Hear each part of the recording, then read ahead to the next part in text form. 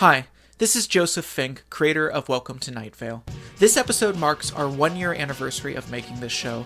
We are so grateful to everyone who listens and who shares this show with others. Thanks to all of you. A few of the usual announcements. We have t-shirts and books for sale at commonplacebooks.com, and they are all stuff that we've worked very hard to make worth having, so check them out. If you like this show and would like to support our work, please consider donating. Thank you to Kristen Kubaziak, Anne Bahu, and Kenna Wersinski for donating already. Go to commonplacebooks.com and click on Night Vale to join them. And finally, a new announcement. I will be teaching a class on podcasting at 3rd Ward in Brooklyn, starting on June 29th. This class will teach you everything you need to know about developing, writing, recording, and running a successful podcast. Go to thirdward.com, that's third with a numerical 3, to find out more. When Jeffrey and I started this podcast, we had no idea it would become what it is today, or have the kinds of fans that it does now. We look forward to another great year with you all. I mean, the future's not real, and evidence suggests that neither are any of us, but podcasts seem to be a thing, so thanks. A friendly desert community, where the sun is still hot, the moon still beautiful, and mysterious lights still pass overhead while we all pretend to sleep. Welcome to Night Vale.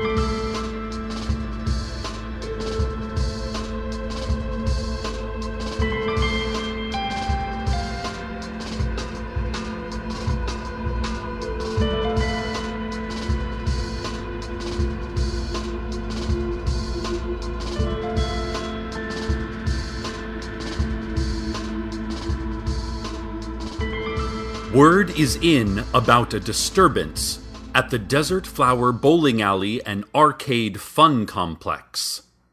There has been the sound of chanting and machinery from under the pin retrieval area of Lane 5. And Teddy Williams has changed all the bowlers' names on the electronic scorecards to "They Are Here." This is causing some confusion and has completely ruined Jeremy Godfrey's 50th birthday party, which had rented out a few lanes for the afternoon. Jeremy was last seen drinking a light beer out of a plastic cup, shaking his head sadly as he swished the liquid around and looking out the window at the sky, mostly void, partially stars. Teddy Williams was last seen howling, commanding his militia to surround the pen retrieval area and prepare for an attack. And Carlos, sweet Carlos, brave Carlos, was last seen approaching the entrance to the underground city, saying he was going to get to the bottom of this, that someone had to, and that Teddy Williams was deranged. Teddy Williams was then last seen saying, "Oh yeah, say that to my face, big shot."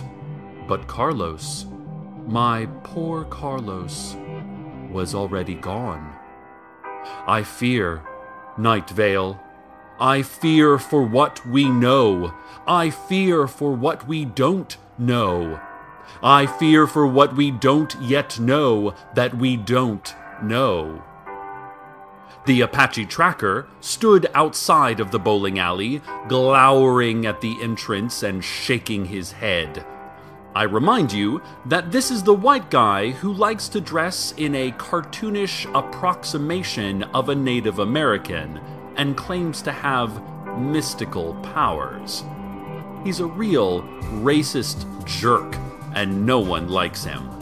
And the fact that he recently disappeared and reappeared as an actual Native American changes nothing. And neither does the fact that he can now only speak Russian. He is still the same embarrassment to our town he always was. Anyway, he's glowering at the entrance, arms crossed, wearing one of his stupid plastic feather headdresses. But back to Carlos. Carlos the scientist. Perfect of stature and bearing, perfect of tone and taught, and time having fixed what the barbarous barber Telly so treacherously snipped away, perfect of hair. 1 year. 1 year later. Listeners, 1 single year since 2 major events in our town's history. First, the opening of our lovely, state-of-the-art dog park, which is forbidden, and which I will not mention again.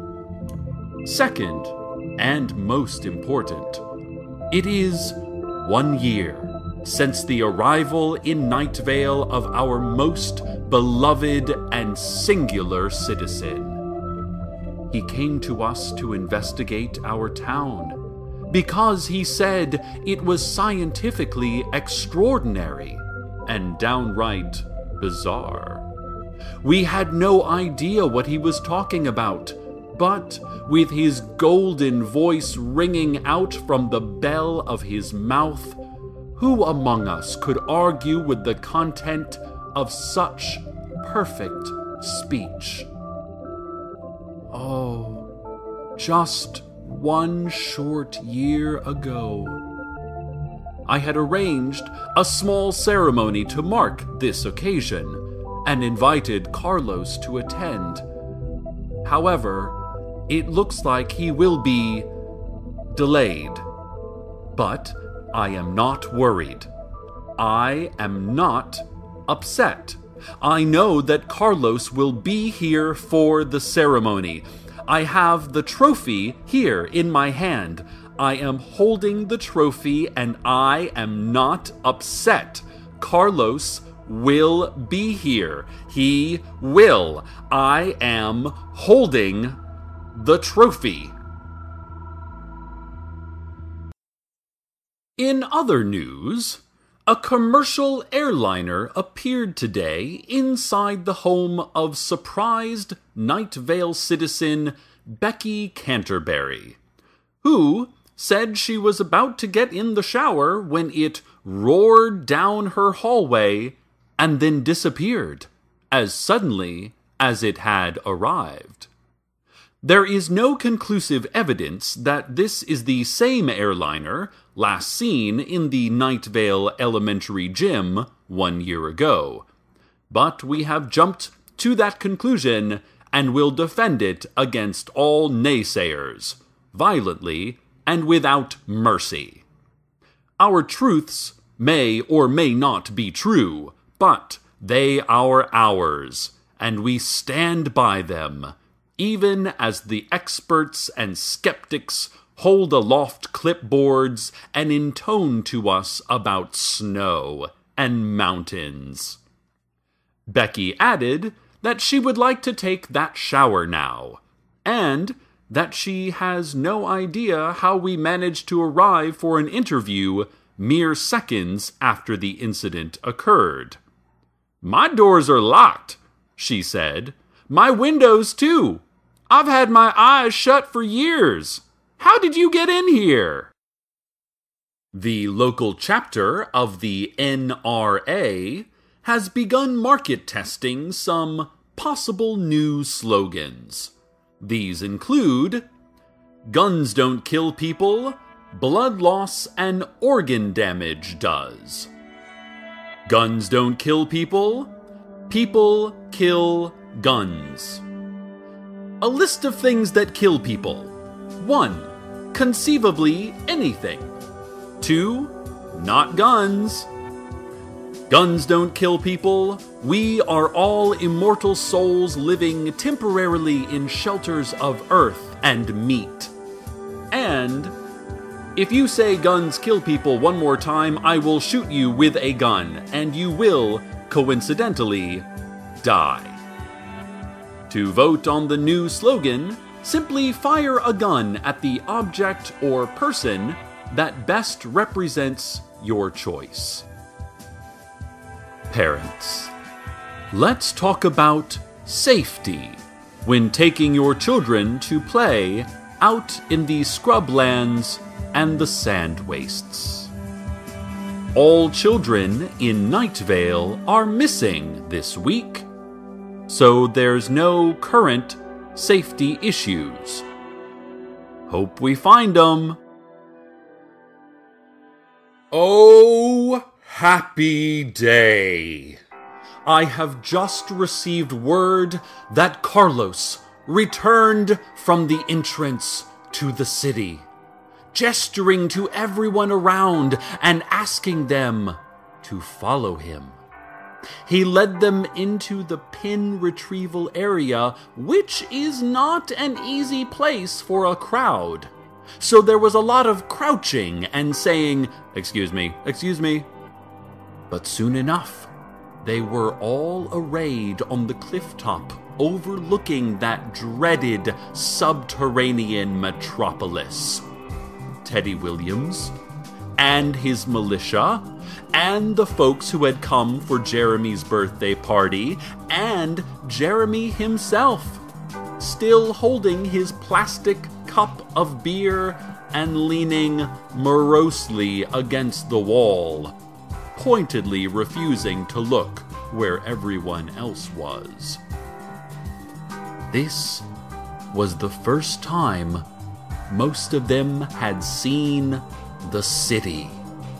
It seemed so distant below them, its strange spires small and far away.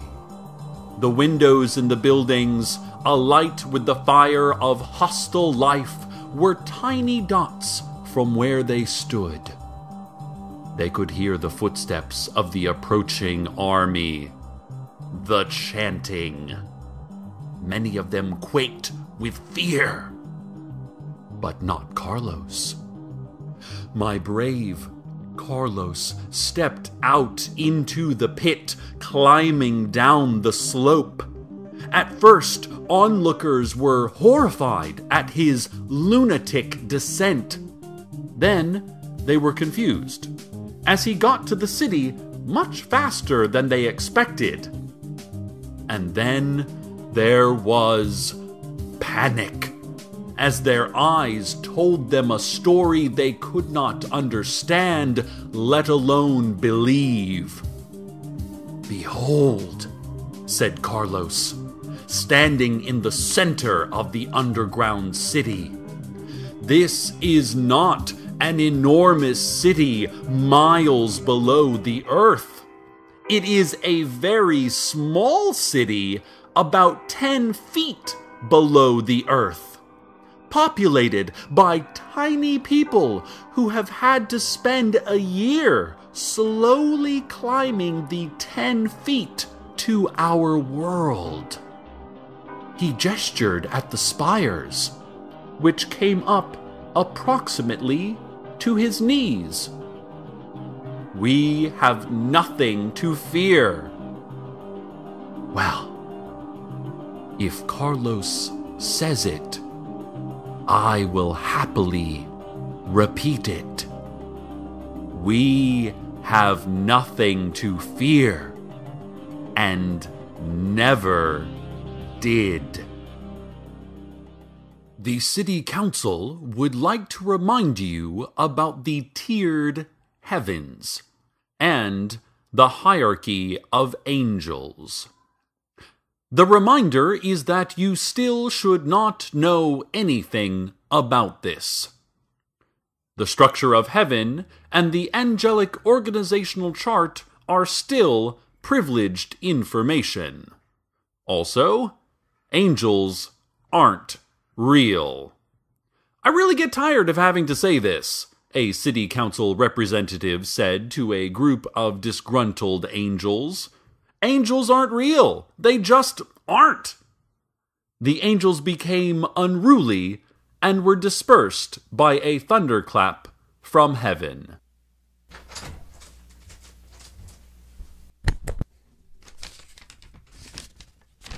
Oh.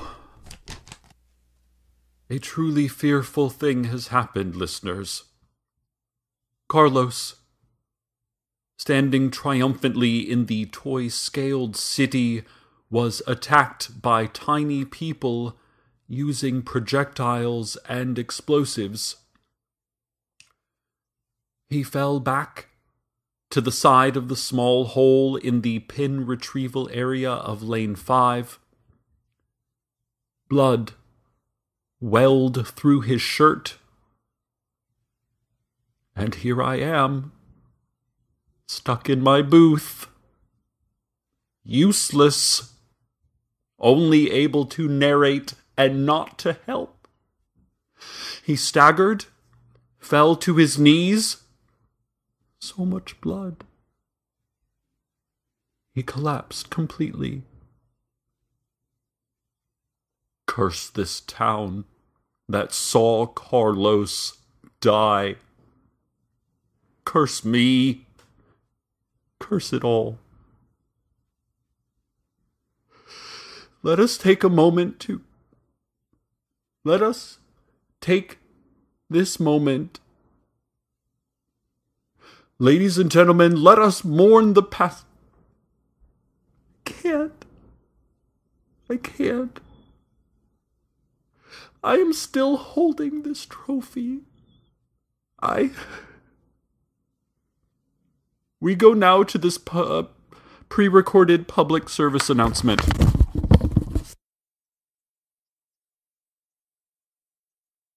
Scientists and science in general would like to remind you that some things exist and some things do not. Usually, you can apply the simple test of seeing if it is there. If it is there, it exists. If not, it probably doesn't. But it might just be currently existing somewhere else. Existence is tricky, the scientists say. Research shows this. For instance, there is that house in the housing development of Desert Creek out back of the elementary school. The house that doesn't exist. It seems like it exists. Like it's just right there when you look at it, and it's between two other identical houses, so it would make more sense for it to be there than not. But it does not exist. They have proved this with science. The scientists still haven't gotten up the nerve to ring the doorbell and find out what happens. Do you want to do it? They'll pay you $5 if you do. Just ring it once, okay? We'll be watching from back here. You'll probably be fine.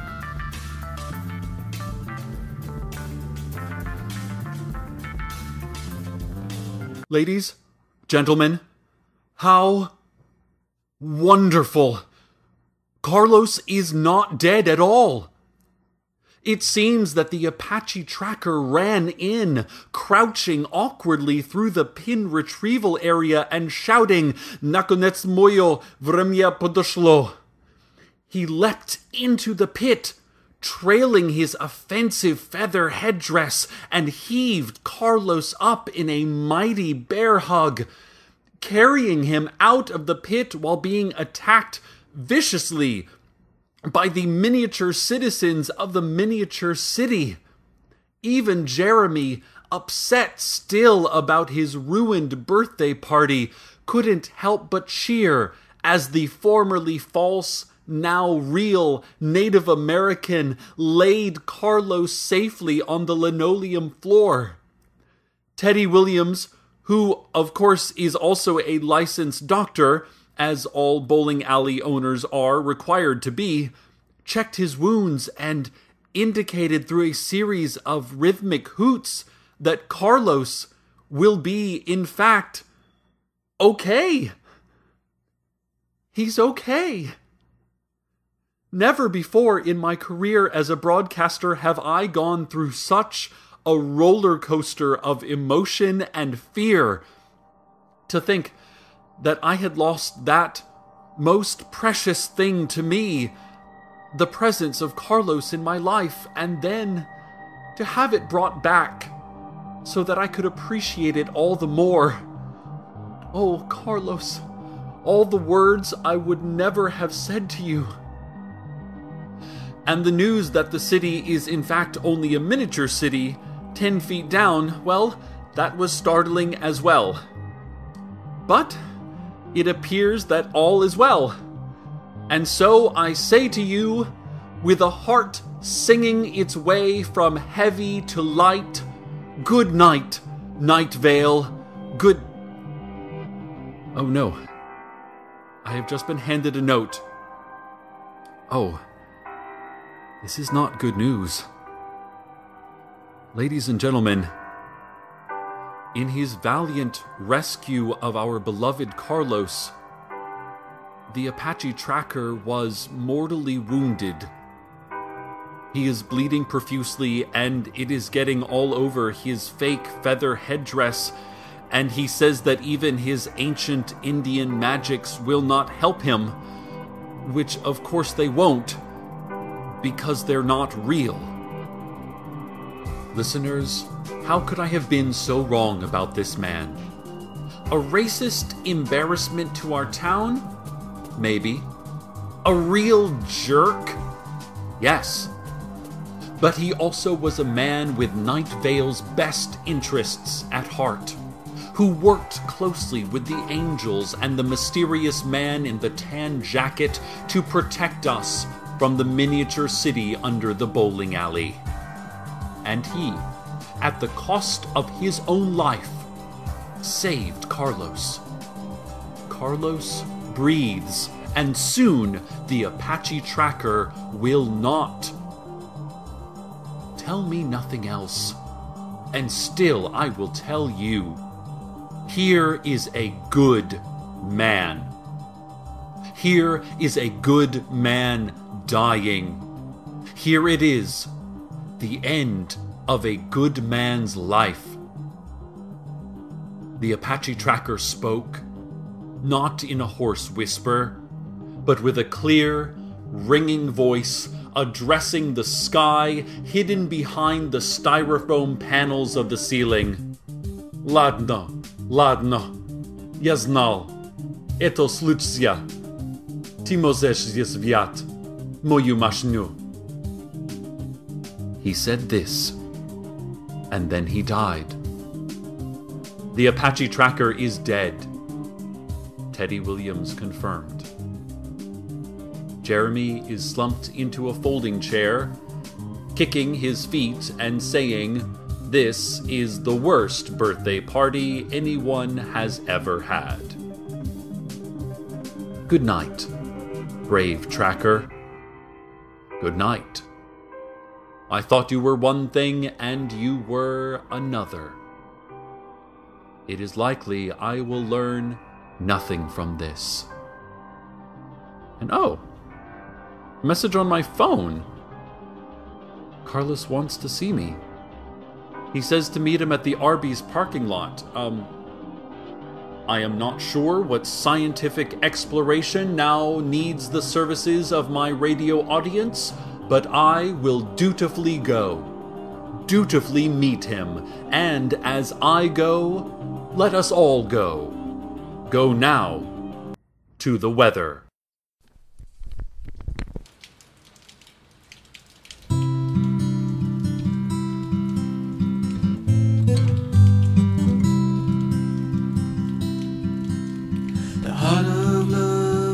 Patience and this coffee that I'm making, and you, 'cause outside kids are breaking on rocks of their own making, and we are breathing easy and seeing clear. I guess if I wanted to move now I could.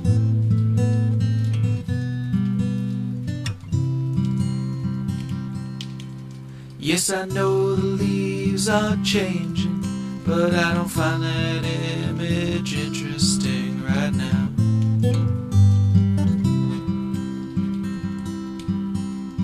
'Cause even as time's moving, it's just you in different clothing, and we are breathing easy and seeing clear. I guess if I wanted to move now I could.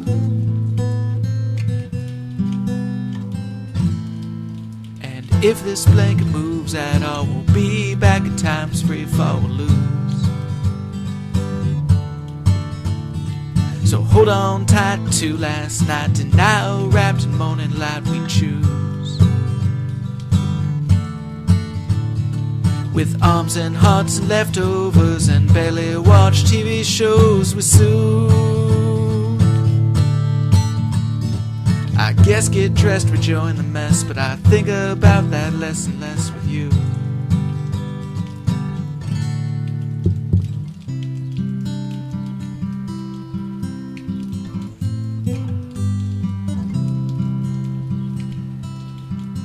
Yes, I feel the future looming and the tide of time subsuming, and you.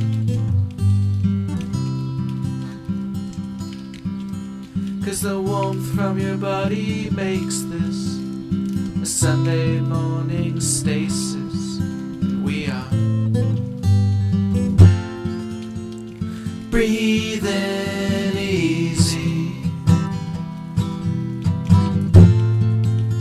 and seeing clear. I guess if I wanted to move now I could.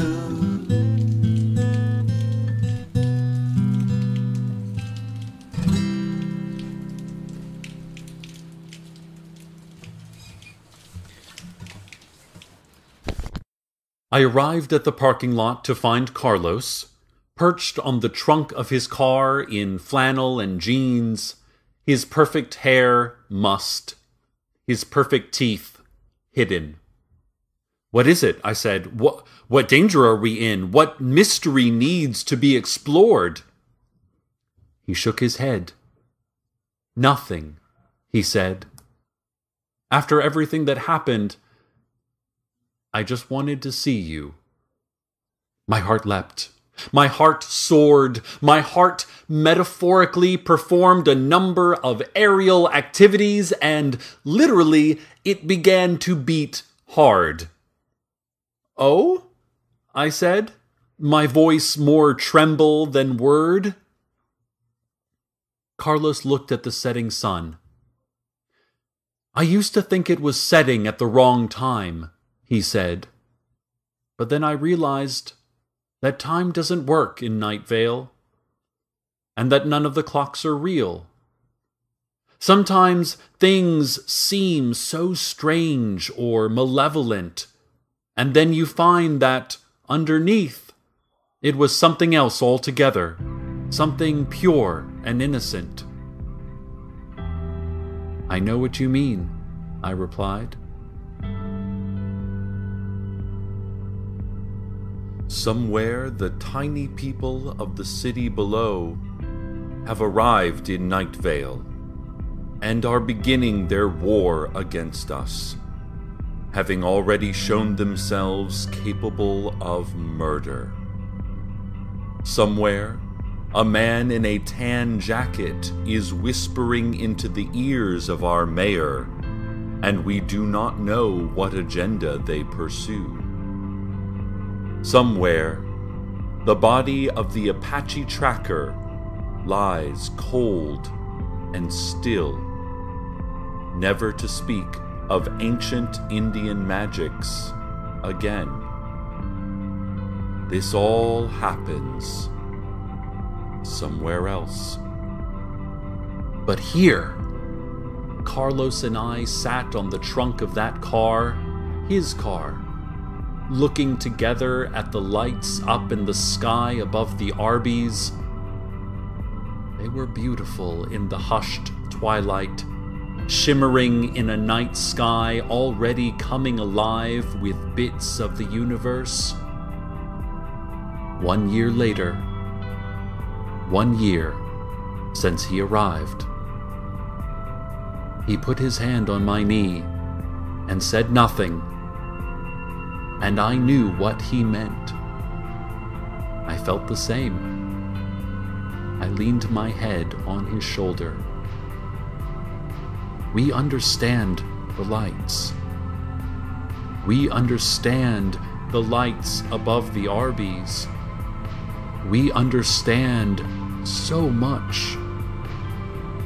But the sky behind those lights, mostly void, partially stars, that sky reminds us we don't understand even more. Good night, Night Vale. Good night.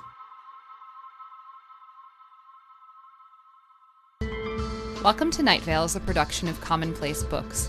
It is written by Joseph Fink and Jeffrey Craner, and produced by Joseph Fink.